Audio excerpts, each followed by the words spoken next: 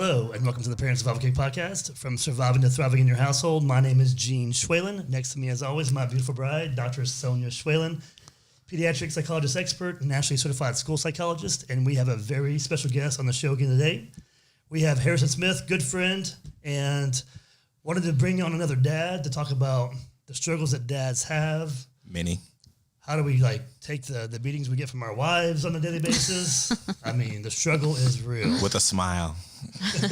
She's like, uh-huh. So Harrison, why don't you tell us a little bit about yourself and give the audience some background, and then I guess I'll let you dads talk to each other. Oh, we need our moms in these conversations. I think we're in therapy now. Did you hear that? I know. I was like, oh, she's just gonna let us talk to each other. She's just gonna sit there, look at us, analyze us, assess us, and then tell my wife what she figured out. Yeah. What's up, everybody? My name is Harrison Smith. I'm an attorney here in the Dallas-Fort Worth Metroplex, and I work primarily with churches and nonprofit organizations. It's a wonderful, beautiful practice that I love. I love helping those who are helping others. And so it's been a really good practice. And I guess I should have started off with, I am the husband to a very beautiful bride, Amanda, who happens to work alongside you guys. Yeah. And so, Dr. Smith. Yeah, that's what I'm supposed to call her. Dr. Smith. One of our psychologists on our team at Next Steps. Mm-hmm. Yeah, so Harrison, so that's one reason why we wanted to bring you on today. You as an attorney and also your wife as a psychologist, expert psychologist also. You've got 2 little kids. Yeah. So tell us about your kids. Where do I start? Little midget demons. No, I'm just kidding. No, they're wonderful, beautiful, beautiful children. We have a 2-year-old named Jeremiah Zion, and then a 10-week-old now, Sailor Rain. And when they talk about like dads, hey, that little baby girl, have you wrapped around her finger? Those first few weeks, I was like, sure, whatever, waiting on it. And then she smiled. It's downhill. Yeah. It is all downhill. Well, the good thing is you have a few shotguns and rifles and whatnot, right? Yeah, absolutely. Because that's how you take care of your family. You know what I mean? So when Dr. Smith, I'll use her professional name, my lovely bride, Dr. Smith. I'm just gonna start calling her Doc around the house now. Okay, do it. She'll probably hate that, but I'm gonna do it. When we first got married, we're like, hey, whenever we have kids, her push present, we're going to get her one. But later on, I was like, I want to push present too. And so not that I deserve one by any means. Yeah, because you did all the pushing, Because right? I did absolutely nothing. In fact, didn't you pass out before the pushing started? Well, funny, not at all. I caught my babies, both of them. Good try, though. But you did push the whip to the hospital. Oh, man, I worked it, definitely. You had to push that whip to get her there. All 1.5 blocks that we had to get there, and then I had to whip it back because I left the go bag because the go bag wasn't prepped. But that's an issue that us dads have, right? It's preparation, right? Got to be prepared so you don't have to get prepared. Well, I failed that one on our first one, but with my quote unquote push present, I said, "Hey, babe, I am gonna get a shotgun, one that I could pass down through the generations for every daughter that we have, because 1, I need to have that for her protection." And then 2, I saw one of the most amazing things at one of my friends' wedding. Phil, when he got married, his father-in-law presented him with a sword. And I was like, what's going on here? And his father-in-law says, you know what, Phil? For the first 18th years of her life, I've been protecting her with a sword. Sword of the word, and literally, physically, this sword. So for the first time in my life, I'm having to pass this sword to somebody else. And I was like, man, I want to have a gangster speech like that too. And I want to be able to pass a shotgun to my son-in-law, whoever would marry my beautiful daughter one day. So 20 years down the line, 30 years down the line, some lucky young man, if he doesn't get, introduced to that shotgun beforehand, he'll get that himself. Well, that's actually a great point. You give them a sword and say, here you go, son. Mm-hmm. And by the way, that is a sword. I've got a bunch of guns at the house in case something happens. There's a video there's this comedian. He used to be in the military, and he lost an arm in battle and whatnot. And he's doing amazing things now, but he talks about he's got his prosthetic arm, and he has this hook that he can put on it as well. Okay. And so he's like, they had a daughter just here recently And he's like telling some jokes and whatnot. He goes, when I meet my daughter's boyfriend and whatnot for the first time, Yeah. and he shakes my hand, he's gonna be like, "Oh my gosh, hey, you feel that, son? Just understand that's about 25 pounds of pressure. I got 400 pounds of pressure in this thing right here. So just understand that." That's right. You got to let them know. Yeah, it's not Dad strength is real. So we talked about some of this stuff actually last week on our podcast, which is just as men, Right. We're kind of built a different way than women, obviously, and we are born protectors, right? Absolutely. So we do everything we can to protect our families. But what I want to kind of get into is with a 10-month or 10-week-old and a 2-year-old. You're busy as an attorney. You're out there hitting the streets every day, and obviously your bride is at home right now, still That's on right. leave. But how do you guys manage day to day? What are some of the struggles you guys deal with? We can't look past that day. I mean, if we're trying to get to Saturday and it's only Wednesday like it is today, we've already failed. We have to take it honestly day by day, being able to adapt. That's probably been a hard thing, particularly for my bride, Dr. Smith, is that she is very type A and she likes things very ordered. Our house is beautiful because my wife is very ordered, and I'm learning to keep up with her on that and to keep our house in order. But we have to learn how to be a little more flexible. But I also have to, on the flip side, learn how to think ahead for that day. Like, how do we best prepare to get our kids out of the house? If we need to be somewhere at X o'clock, then we need to be leaving half an hour before that. But we also need to be preparing to leave half an hour before that. And so there's no more last minute stuff like I used to do. And I'm so used to flying by the seat of my pants. And so we've had to come together and take our different styles and figure out how to mesh those. I mean, we've been doing it our whole marriage, but kids are like squeezing the orange, man. Oh man, it's wild. So how long have you been married for? 4.5 years now. Okay. Yeah, it's crazy. Yeah. Well, so what I was going to add to what you just said, thinking that through in terms of, well, we got to leave a half an hour before we have to get somewhere, but we got to prepare to leave even a half an hour before that. So ultimately it takes an hour to just like get to where you're going, and leaving a half an hour before you get there means that it's like 15 minutes just to get everybody in the car, right? Like all of that is taken into consideration. Right, yeah. And so having to talk all of that out, right, is a whole new kind of conversation even when you become a parent. Right. Because no one thinks through stupid little details like that ever until it hits you in the face, and now it's here. And I mean, I'm such a fly by my seat of my pants kind of person. I mean, I'm a type A also when it's something like that I need to do for my job maybe, but even hardly then too.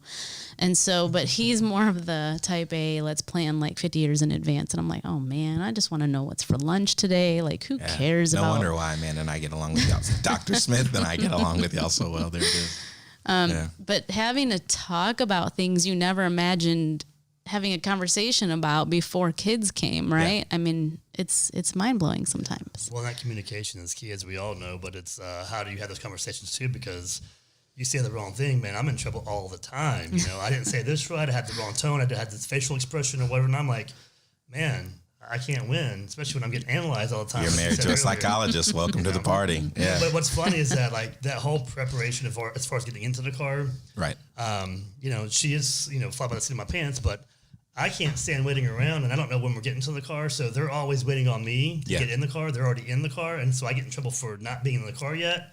But I'm not waiting around either. She gets mad at me, and it's like, I'm not sitting on the couch having a beer and watching some football. I'm doing things. I'm doing things. Like legitimate I'm doing things. laundry. I'm doing this. I'm getting some other things done that I have. Whatever it is, I'm actually doing things. So, and because I started this, and I need an extra 2 or 3 minutes to finish, you can't give me 2 or 3 minutes? I mean, no. It's because your 2 or 3 minutes turns into 4 or 5 or 6 or 7. Yes, exactly. I know when Mama's ready to go, Mama's ready to go. Yeah. Oh, yeah. My clock just ticks a little bit well, differently let's talk than my about wife's. it, though. You put kids in the car and you don't start driving. What happens to those kids?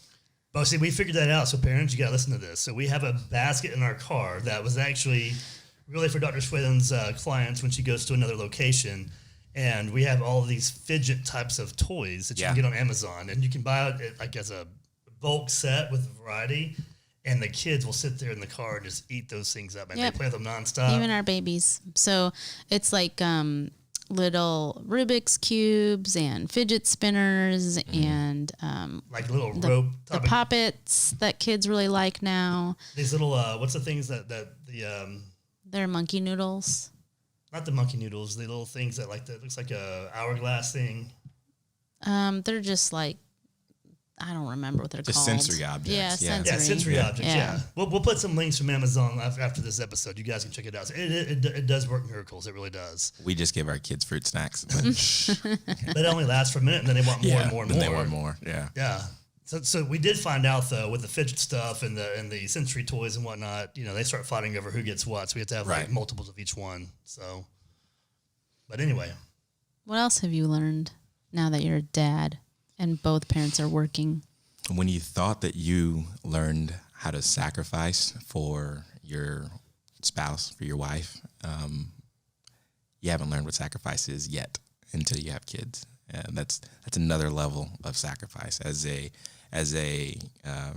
husband, I know my call is to lay my life down for my wife, and I'm a sinner, so I'm learning how to exercise laying down my life for my wife day in and day out. But it's also now my children, laying down my life for my children and laying down my wants and my desires to meet their needs, right? If I'm out there just playing golf all the time and not caring about what their needs are, needs as simple as, hey, I just want to go on a walk, then what am I teaching? What am I teaching my kids? That I'm more important than them? And that's not true, Yeah. particularly as a father and from my worldview. well, so why don't Yeah. you tell me what does your schedule look like typically during the week? From work time and all that. What does that look like as an attorney? That's what you find out when you have a 8-week-old, is that your 8-week-old loves to get up at 4 a.m. So I wake up at 4 a.m. now. I sleep a little bit less, but 4 a.m. getting up gives me time for daddy to prep for his day. And part of that is I wake up, start some coffee. Everybody needs some coffee. And then I jump in my word, spend my time with the Lord. And that's, for me, allows me to just get my day started. I need to be poured into. If I'm pouring out all day, I need to be poured into. And so I spend some time with the Lord. And after that, I try to get on the spinny bike and get some exercise. And again, that's another sacrifice thing for us, is that I can't just go work out in the middle of the day. I can't just go work out at 7 a.m. when my kids are up. I got to be up early and getting a workout in, but I've got to treat my body right. My body's a temple, so I got to treat my body right and get exercise in, hit the gym. We made a little home gym, and so hit that. And then, so that gives me a solid 2 hours before the kids get up, or before Amanda gets up. But before she gets up, Dr. Smith gets up, prepping coffee for her so that she can get her day started when she's jumping into her word, where she's getting poured into as well. And then that's when our lovely kids start fidgeting, and the monitor says, hey, the children are up. And so get up, get the little man. And that's probably one of the more fun parts of my day, is when little man wakes up and he's just like, Dada. It's one of the coolest things in the world. Yeah. And so that first part of the morning, we're up, we're running, we're going, and then daddy's got to go. Daddy's got to hustle, get dressed, and leave out so he can make it to the office. And, early bird gets the worm, so getting out there to the office early. But I am gone literally from 7:30, and I'm not coming home until almost 6:30.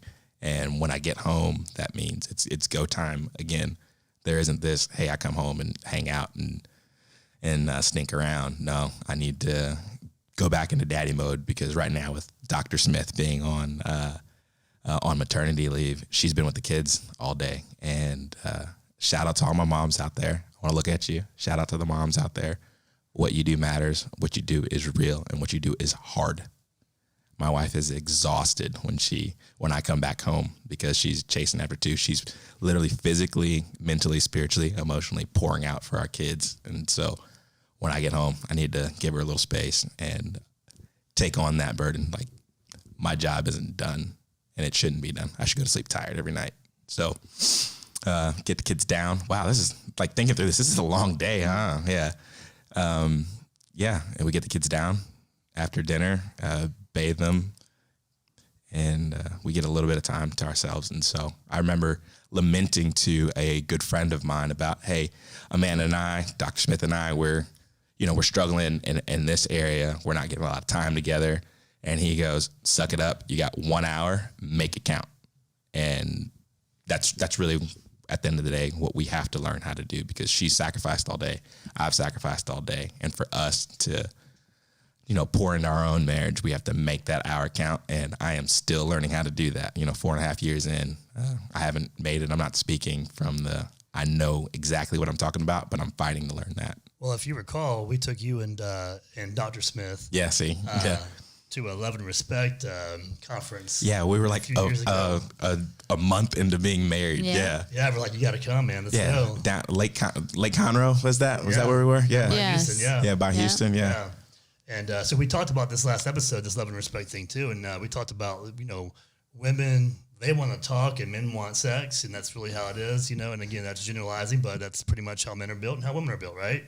And so that time is important. I mean, I know that when So in that hour, what do you guys do? You have a bunch of conversation and have a bunch of sex. I mean, Talking essentially, sex sounds great. Make it count. Yeah, make that hour count. he's like, yeah, I wish.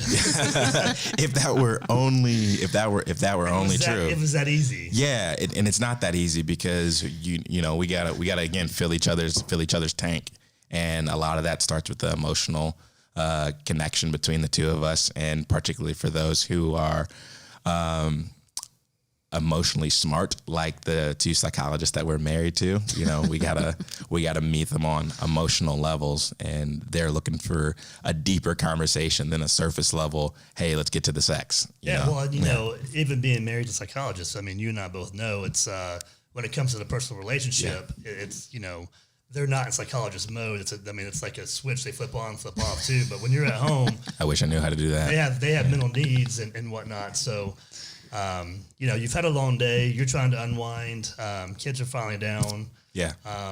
It can be hard for men to go to our wives and say, "So, honey, tell me about your day." Oh, really? Oh, tell me more. Tell me more. Tell me more. Right? It's difficult sometimes. Absolutely. Yeah. And the same thing for them too. I mean, we're like, "Hey, honey, whoa, come over here and give me some hugs." And they're like, "Yeah, right. I haven't showered all day, and I've been slaving and Nursing a baby all day and all that good stuff, right? Yeah, and then you're like, well, I don't really feel beautiful. I don't really think this or that. You get all these voices outside of yourself that are getting in your head, and it's like, well, and I should know that, but I'm an idiot sometimes, and I just kind of forget that my wife has those needs, and I'm like, well, let me tell you about my day, as opposed to starting with, hey, sweetheart, how was your day? This happened. We have these things we want to talk about and want to say, and it really doesn't matter.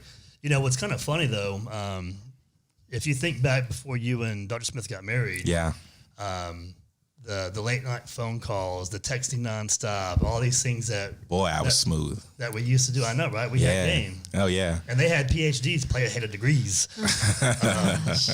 but it didn't work because we won at the end, right? Hey, they married us. Hey, I don't know. I don't know why most of the time, but praise God. But if you think about it, we always. Because I know before we got married, I was a single dad. And I owned my own company. I was staying really busy. I was also coaching select baseball and basketball year round. Yeah, pouring out. And but I remember, and I hear this sometimes too, and rightfully so.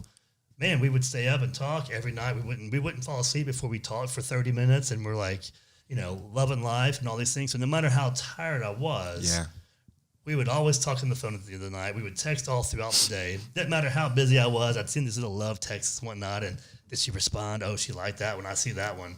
But once you get married, and the honeymoon phase kind of ends, a lot of that stuff ends. Starts fading away a little bit. So how do we, as guys, because we have to lead, right? It's ultimately all on us. How do we lead our wives in a way, even with the busy days that we have and the providing and the protecting and all the things that we feel like men we have to do? Do you got some thoughts on that? Yeah, we just have to give a care. At the end of the day, we just have to give a care. And I think, colloquially, we use this term called intentionality. And so I have to mean it. And I have to say, sweetheart, I'm intending to talk to you on these things, because if I'm being honest, after the whirlwind of a day that I've had, I'm probably not thinking about how do I best serve my wife. I'm inherently a selfish being. And so it's like, well, how do I turn off that selfish switch and say, let me be selfless and ask you just about you.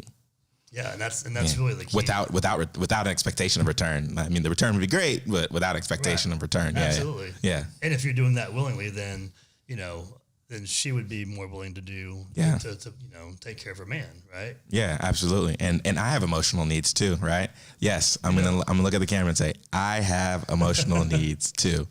And I need my wife to talk to me about those emotional needs. But again, how do I lead out in that? If I'm asking for my wife to do that, how do I lead out sacrificially and say, hey, let me talk to you about the things that are heavy on your heart, heavy on your mind, the things that you need to get off your chest. And then maybe that opens up conversation to allow me to reciprocate that as well, because it's not just about asking questions. I think our emotionally inclined wives also want to know what's going on in our hearts and what's going on in our minds, and to be able to go, below the line on those things, on the things that matter to us. Yeah. I mean, you go hunting for a week and you come back and your wife's like, what'd you guys talk about? I don't know. Guns. And you're like, she's like, no, I mean, she really wants to know. And you're like, I don't know. Yeah. Because we don't remember, right? I mean, Yeah. it really wasn't that serious. It was just. I sat quietly in a deer blind. Did you talk about the kids at all? I mean, well, yeah. What did you talk about? I mean, I don't know. The kids and the wife. We talked about the kids and the wife. Gene was cool with the conversation. I was cool with the conversation. What does it matter? Yeah. Half the time we didn't have conversation. Yeah. We were in a deer blind. Shh. Yeah. She's going to ask you what we talked about on today's podcast. You're going to tell her just to watch it? Yeah, I'm going to tell her I don't know, because literally by the time I leave here, I'm like, what did we talk about? Yeah. But it is an intentionality, ultimately. It comes down to really just, we want to, let's face it, you said it, we're all selfish. Yeah. We had a long day. I want to go unwind, whatever that looks like. Right. Everyone's different. Right. Put on a show, do my own thing. NBA playoffs right now. Ooh, come on. Play-in, excuse me. That's right. Hey, LeBron, Steph, I'm ready for it. You ready for it? Why do they call it play in and play off? Shouldn't it be on and off? Commissioner Silver, what do you think? They're trying to play into the playoffs. They're trying to get in where they fit in. I see what she's talking about. I mean, that's one of those PhD questions. They're trying to get on to the roster for the playoffs. That's where you might have lost us. That would have been the roster, but that's, we appreciate your enthusiasm. It was a great question. I'm just tracking, just letting you know I'm tracking y'all. Yeah, I appreciate that. Yeah, no doubt. Well, and one of the things you said earlier is like something that we're going to talk about on our next, one of our upcoming episodes is really that morning routine, like getting poured into, having that time in the morning, because one thing that I've learned and one thing that I really teach a lot and preach a lot is, and I fail sometimes in this area as well, but that morning routine is so important, because your day is all about energy and focus. Okay? We don't have energy. We don't have focus. We have a long day, longer than unproductive normal. day. Unproductive day. It's going to take twice as long to do anything. And we get home and we're like, and I feel it sometimes too with all the things that I have over my head that I've got to get done. I'm like, man, I got so many things to get done and I can't even think straight. And that morning routine is very important. Yeah, we deal with problems all day long. Like I am dealing with somebody's problems or helping them to not have problems, right? As counselor, as attorney, and it's really cool in my role. I get to do it be counselor as whole, counselor in the law, counsel in the word, as well as we're pouring into people, as well as just providing them legal services. And so if I'm doing all this outpour, how can I do that out of an empty cup? And so, yeah, morning times are super special for me. And like, I need to be with the Lord in the morning. Like I need him. He is the source of my energy. I'm like a tree planted by water, right? That sends its roots out into the stream. Like I need the stream. I need the source to be able to bear good fruit. So yeah, absolutely. Yeah. Well, what you're talking about is a topic that comes up a lot on this show about, Yeah. I mean, you're saying, how can you do it if your cup is empty, right? And that's called burnout. Yeah. And people are burnt all the time. And then that's when they show up, for help at our office, for example. They get to the point where they're barely functioning. They're finding it very difficult to even get out of bed in the morning because they don't have anything to look forward to. They feel like they're failing everybody around them, especially their children and their spouses. That's where we see higher conflict in the homes. We see higher rates of divorce. It all comes down to like, if you're going to take care of others, you really need to take care of yourself. Yeah. Right. Make sure you're set up to be able to then spend the rest of your waking hours taking care of others, because that's essentially what it means to be a parent. Yeah, and I'm learning how to do that. And part of self-care for me as a dad is there's the one thing that I do in the week, right? Whether it's golf, whether it's softball, whether it's basketball. Well, it's not basketball anymore. My knees have screamed at me and said, no more basketball. No more plans. Yeah. All right. Good one. Yeah. He's playing off now. Yeah. I'm in the playoffs. That I makes made it. so much Yeah. sense now. Yeah, there you go. But it's just got to be that one thing. And one of my golf buddies has always said, hey, if this is the 4 to 6 hours that you are away from your family after giving it all week, don't get angry at your golf game. Enjoy it. Enjoy your time with your guys. And that's 4 to 6 hours where I'm with my guys and we can talk about these things, right? Of course, the perception is that guys are just on the golf course or at the softball field, just drinking beer, hanging out and farting around. But in actuality, there's a lot of times when we're pouring into one another and we're, walking through some of the harder things, like guys do things better side to side. Love and respect conference. I remember that. Shoulder to shoulder. Yeah. That's right. As opposed to eye to eye directly across from each other. So if we're doing something, we're more inclined to pour out to one another. And it was really awesome when Amanda did show up. Dr. Smith did show up to one of our softball games. It was a team full of dads talking about how to change diapers. And she said, oh, yeah, you come back. You want to try? Yeah.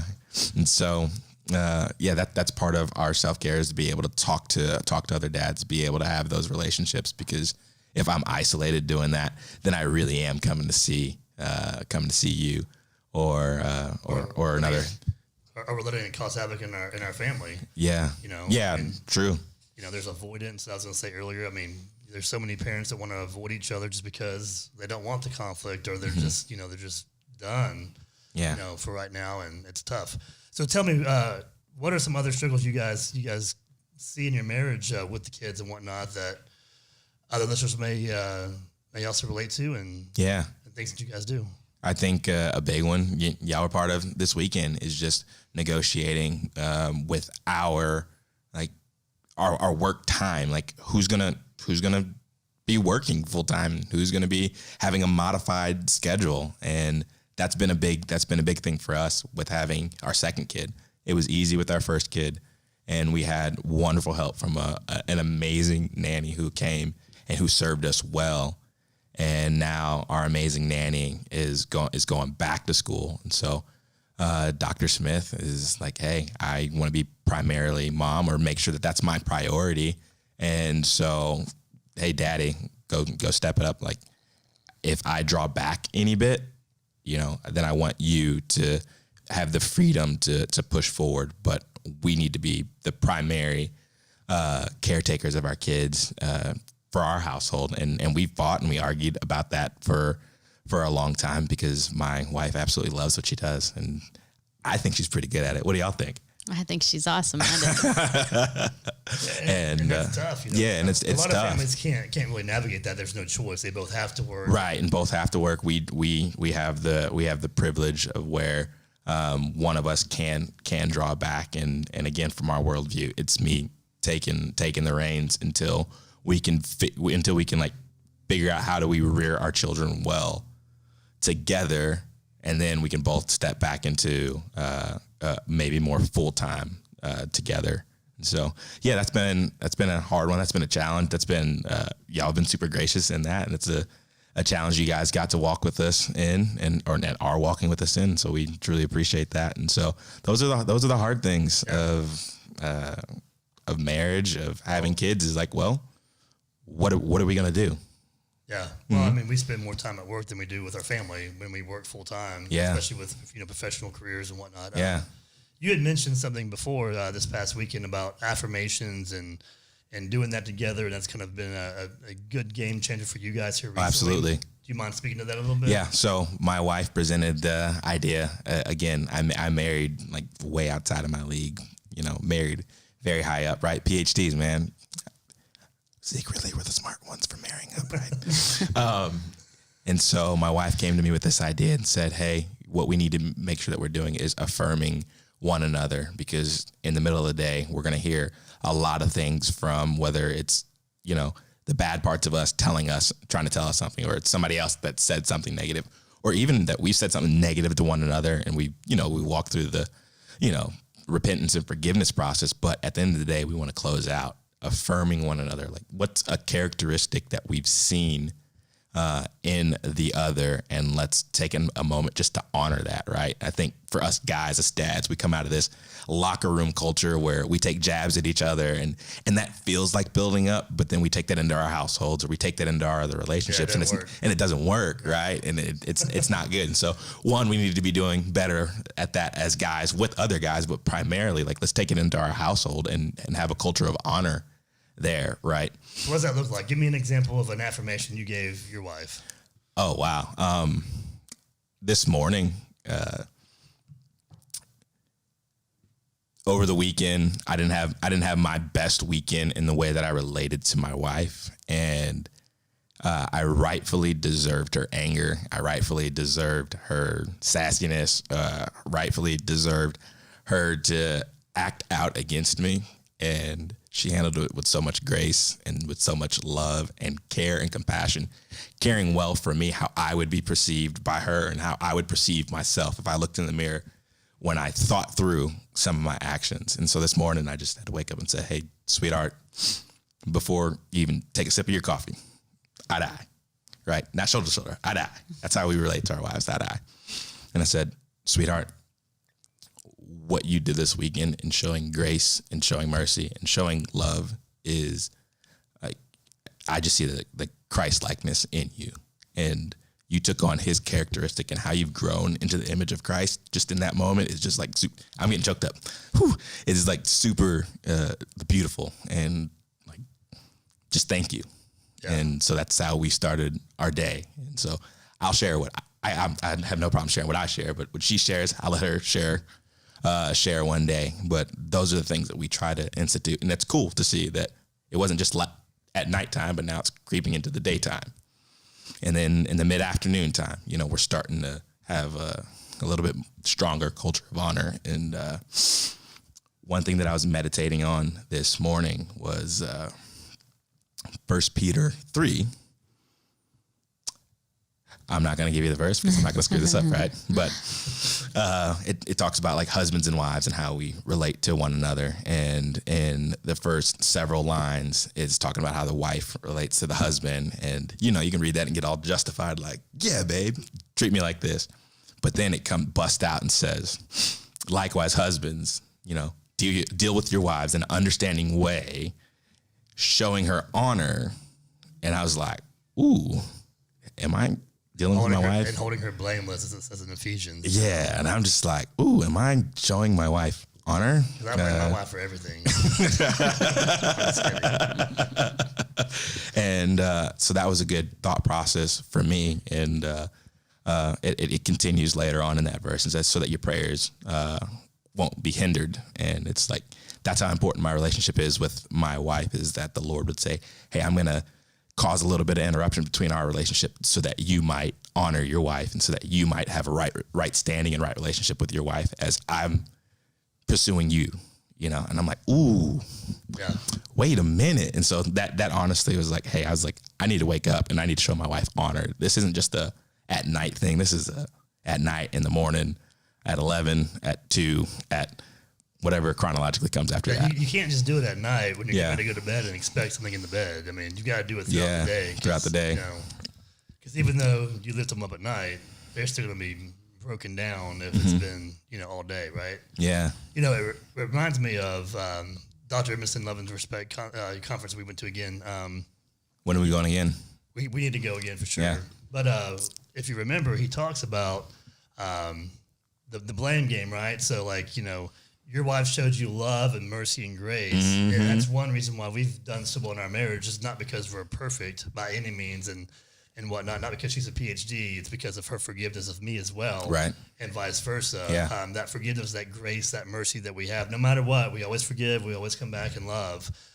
Because we can't go to the Lord one day and say, well, yes, but did you see what she did to me? And then he's like, I didn't ask about her. I'm asking about you. Yeah. What did you do? Yeah. What did you do? I don't care what she did. What did you do? And same thing with them. Yeah, but did you see him? He did this, and he said that, and he yelled at me, and he called me this. And nope, I'm not talking about what he did. I'm asking you, what did you do? How did you honor me? How did you honor your husband? Did you do what I asked you to do? Yeah. That's pretty tough, because when we face him, it's like we can't look at anybody else in the room. Yeah, I mean, it's a mirror right here in front of us. It's like, wow. Audience of one. Yes. Like, oh, hi. Yeah. Yeah.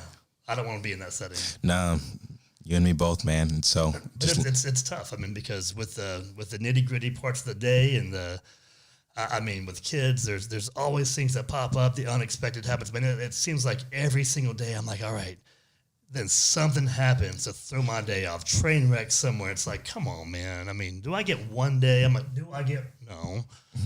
watch out watch for that ask. Can I get one day, Lord? Yeah. So, but anyway, so you know, we do our best, and that's all we can do. And one thing that I've learned is that, and I'm getting better and better. And I'm still not perfect every day, but as long as we work each day to progress, Right. is that there's always going to be more to do. We cannot do it all. And so that time that we set aside for our family, for our kids, for our wife, for our spouse, women, because we love your time, that makes a big difference. And that's what really is Absolutely. all about. We didn't get married to say, hey, let's go have kids and not see each other and hang out no more and let's not be friends anymore. We got married because we were just so in love and all that. So we've got to bring that back to the marriage. Yeah, absolutely. I'm a man, Dr. Smith, reminded me, you were reminiscing back a little bit ago about the things that we would do while we were dating and whatnot. And I remember I said the one wrong thing on a phone conversation, and I heard her voice just, sink. And I was like, all right, I'm over in Mid-Cities. She's up in Plano. How fast can I get there? And where do I get flowers on the way? Do you remember that one? Yeah. No, I don't remember that one, but that sounds exactly like something that he did. He came to me because of a phone conversation gone wrong. Yeah. We got to stay off our phones, man. We got to text, proofread, read over again. Maybe ask a friend. No, don't ask him. He doesn't need to know. And then send. You got to check it a few times because sometimes we stick our feet in our mouths. #Peter, right? And so, yeah, and we got to bring that back into our marriages, right? If we're going to be just the imagery in Song of Songs is like a stag, going up the clef to in pursuit. Well, we got to do that again. We got to bring that back in. We got to pursue. We got to get flowers just because we want to get flowers, not because we're in trouble. Yeah. And I've gotten better at that here recently. I've started doing that more. Yeah. Surprised, even if they're from the grocery store every now and then. I mean, we've got a couple of vases and I fill them up and she loves it. And she never waters them. I have to water them, but she lets them die. You're caring for those flowers like you're caring for her, man. Well, we watched the show and it was like this love fern and they let the love fern die. Like the girlfriend was like, it was How to Lose a Guy in 10 Days. How to Lose a Guy in 10 Days, and she's doing all these things. Yeah. So anyway, she brings him this love fern, and she looks over a few days later, and it's dead. Like he hasn't even touched it, and she's so mad, right? Yeah. You let the love fern die. That's like a reflection of our relationship. Yeah.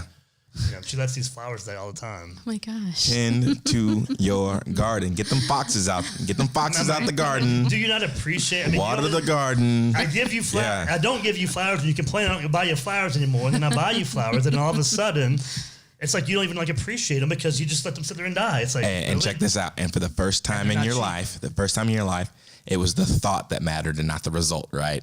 Because usually they're like, well, you didn't do it, but babe, my intent. Your intent is different than the impact, Harrison, right? And so for the first time, yeah, you know what I'm talking about. So for the first time in our lives, getting the flowers, it was the intent that mattered. She didn't need to water those. Yeah. Thank you for watering them. You're welcome. You're such a nice gardener. I just didn't want to have to buy another set real soon. Those things are expensive. I'm just being honest. Man, Adam, you till that soil, man. You tend that garden. Look at you. Yeah. So those are the things that women, women love flowers, and not all women do, but a lot of women do. No, like know your flowers, right? And when you and you mentioned softball earlier. One thing that I love to talk about with couples is that, for our women, if we're playing softball, like they don't have to be out there every single time, or whatnot, but them showing up sometimes to come watch us, it's like, yeah, my girl's in the stands. Check and then you hit the longest, highest pop fly ever because you were strutting on it. Yeah. I love it when my wife comes out and, you gas your chest up a little bit. You're like, I'm going to make this great, amazing play. And then, and you strike out playing softball. Yeah, don't do that in front of your wives. Yeah, don't do that. You'll be wearing a tutu around your house for a few weeks, so don't do that. Not speaking from personal experience by any means, but one of the guys on the team. That's it. Yeah, man. So you got anything you want to recap from this whole talk? Well, I have a question for you guys, since we're talking about more like marriages now and not really about kids and parenting in the household, which, marriages, parenting, kids, households, they all go together anyways. Kids. I like your kids too. They're awesome. Thank you. Yeah. Y'all are talking about, wives being cheerleaders on the softball field, but what about wives being cheerleaders for what you do all day at work? Oh, that's that would huge. be the real deal. Yeah, that would be even better. You could have a rain check. You could have a pass on the softball game if I get a cheerleader for all the things I do all day. Well, and that's one thing I think about guys, and I think it's more so than women, and maybe I'm wrong here, so I hope I don't just put my foot in my mouth, but guys really do want a cheerleader. Absolutely. We do. We really strive and thrive when we have a cheerleader. So let's really talk about that, because, when I'm doing parent training, for example, I'll talk to parents, I'll talk to moms and dads about their relationships with their kids, and I'll use love and respect in that relationship also. Moms, you've got to show or use respect language with your sons, and dads, you have to use love language with your daughters. And moms and dads get that. Kids need cheerleading. Of course they need affirmations. They need me to pay attention and stop what I'm doing and go show interest and be curious about what they're doing. Right. That's all kids. So it works with kids, and parents can wrap their head around that. But when I try to tell a husband or wife that in couples therapy, it's much harder. It's much harder for them to be like, well, I don't know how to watch my husband work. How do I even do that? What does that look like? How do I cheer them on during the day when I'm really busy with all the stuff I have to do also? So what do you guys think? What kind of tips can you give to our audience? Well, I'm going to say something that you guys have kind of, implemented in your marriage, but just asking, tell me about your day. Give me, how was your day? Tell me something that happened in your day. And then giving maybe some affirmation statement, whatever it may be, based on what I told you, give me some affirmation statement. Validation. Yeah. When you're reflecting on the day, what else? What about during the actual day? Because I know more times than not, when your wife asks you about how was your day, it was good, and it was long and sometimes stressful, sometimes not. It could have been a great day, but whatever it is, it was it was good. Because I think that we probably really ultimately think that they're just asking the question, just ask the question, and maybe they're not. But really trying to dig in more. So tell me what you did. What'd you do today?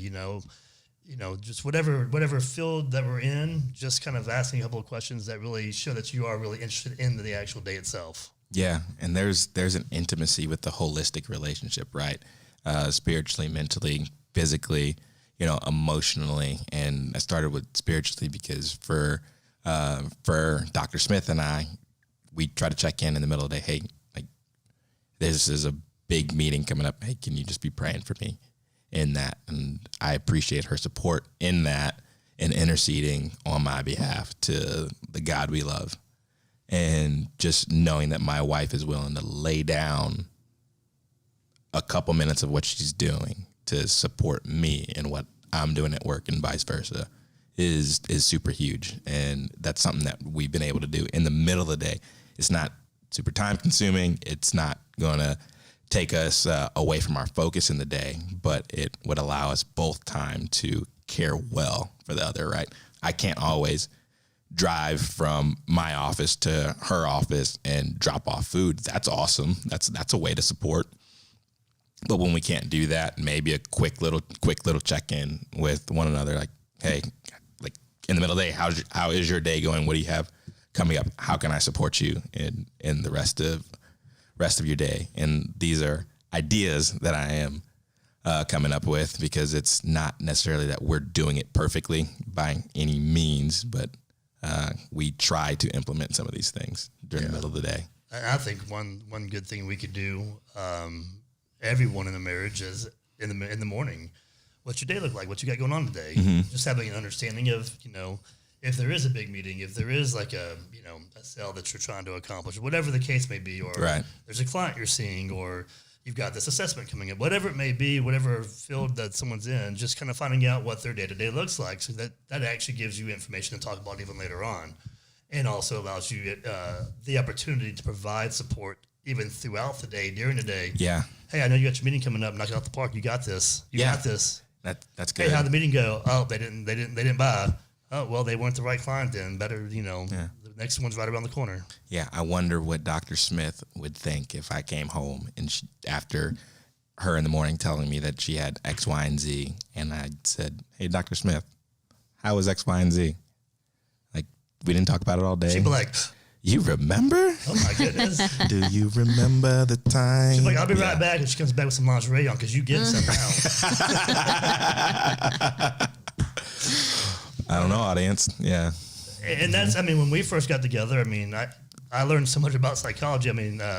Somebody told me, one of our other doctors told me I've got an honorary PhD now, and I felt really cool, By osmosis, of course. Yeah, exactly, by having a brilliant doctor, right? So, but we used to talk, and we still do, but she used to come home and talk about all the things that were going on, and the different types of clients that she was seeing, and, the cases, and, some really, like, way out there kind of stuff. I'm like, whoa, you deal with that and whatnot? Whoa, that's crazy, know?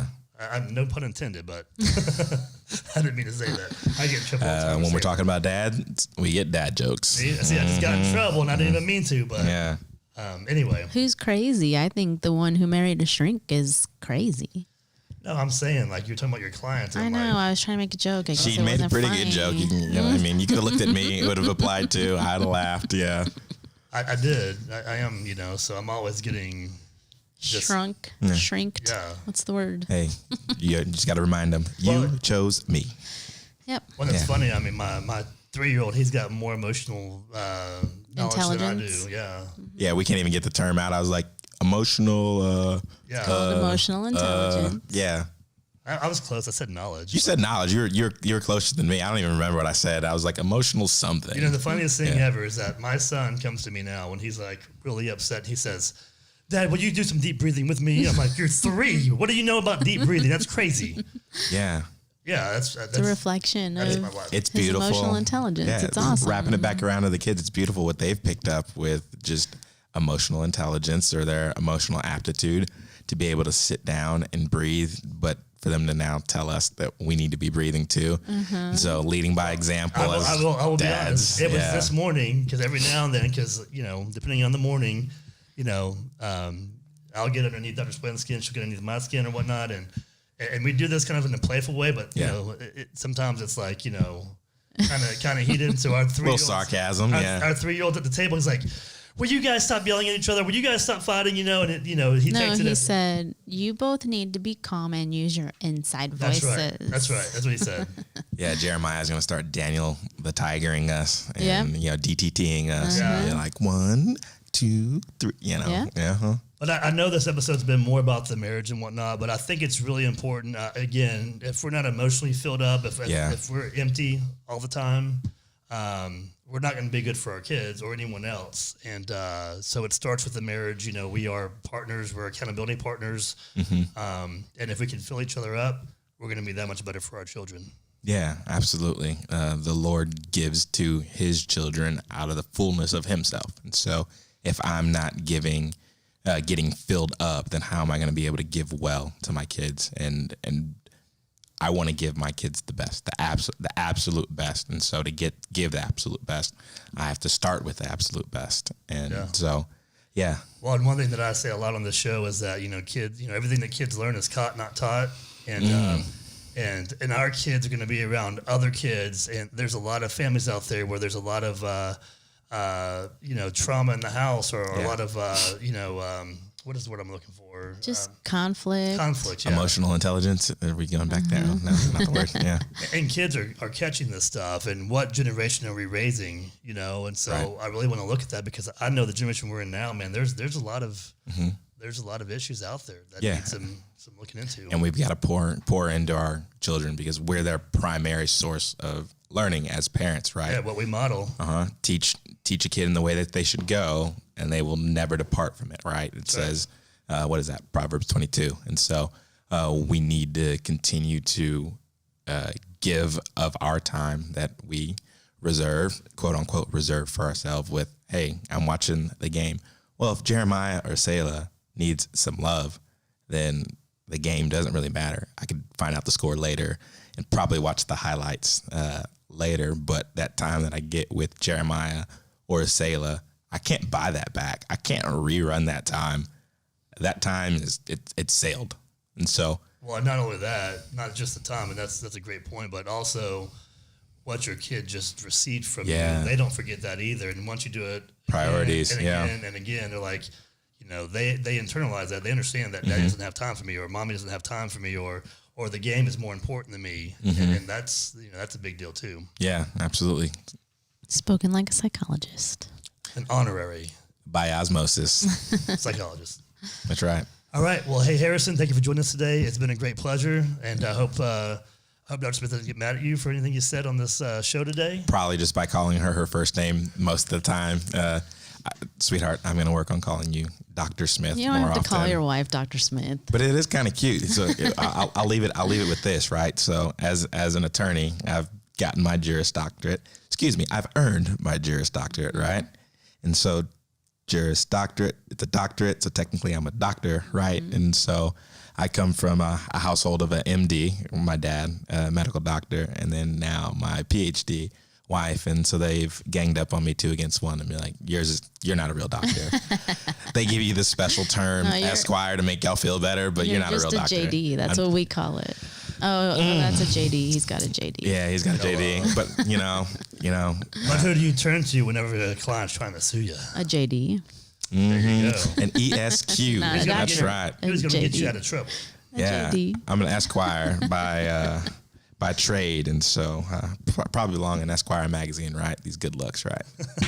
Okay, only my wife thinks that, but let's go. All right, I'm not mad at you. Yeah. All right. Well, hey, thank y'all for joining the Parent Survival Kit podcast from Surviving to Thriving in Your Household, and we will see you next week.